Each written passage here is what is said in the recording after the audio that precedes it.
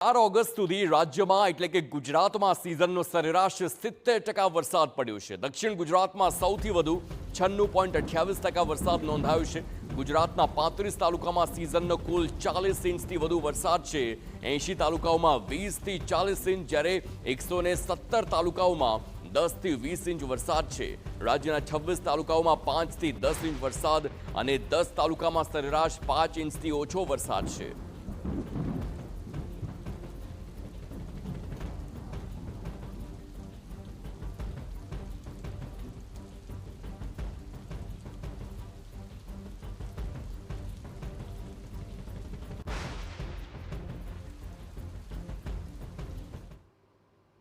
તો અત્યારે આપણે જોયું કે કેવી રીતના વરસાદી આંકડા સામે આવી રહ્યા છે, પરંતુ વર્ષની વિગતવાર વાત કરવામાં આવે અને તેમાં પણ સૌથી પહેલા 2023ની વાત કરવામાં આવે તો કુલ 37.92 ઇંચ વરસાદ અને 108.16% વરસાદ વરસ્યો હતો. 2023ની વાત થઈ રહી છે, 2026 અત્યારે ચાલુ છે.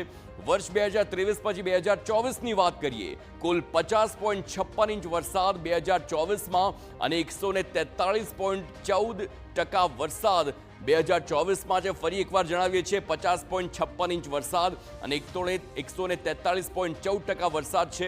2025ની વાત કરીએ તો 45.35 ઇંચ વરસાદ અને 128.57% વરસાદ ગયા વર્ષે પડ્યો હતો.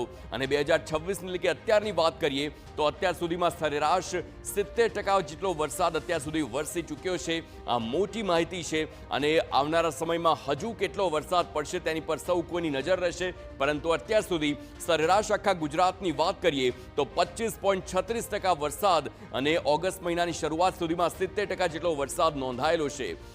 દક્ષિણ ગુજરાતની વાત કરવામાં આવે તો સરેરાશ 59.39 ઇંચ વરસાદ છે અને 96.28%. આપ જુઓ, દક્ષિણ ગુજરાતમાં આંકડો 100ની નજીક પહોંચ્યો છે.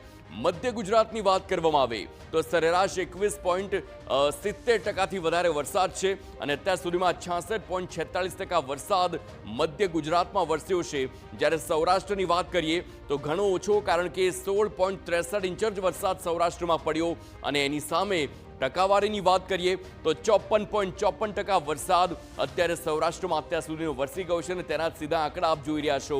ઉત્તર ગુજરાતની વાત કરીએ ત્યાં પણ ઘણો ઓછો વરસાદ છે, કારણ કે સરેરાશ 15 ઇંચ જેટલો વરસાદ પડ્યો છે અને 51.29% જ વરસાદ ઉત્તર ગુજરાતમાં જોવા મળ્યો છે. કચ્છમાં પણ ઘણો ઓછો વરસાદ છે, સૌથી ઓછો વરસાદ જ કહી શકાય. સરેરાશ 5.81 ઇંચ વરસાદ અને 29.05% વરસાદ અત્યારે કચ્છમાં જોવા મળી રહ્યો છે.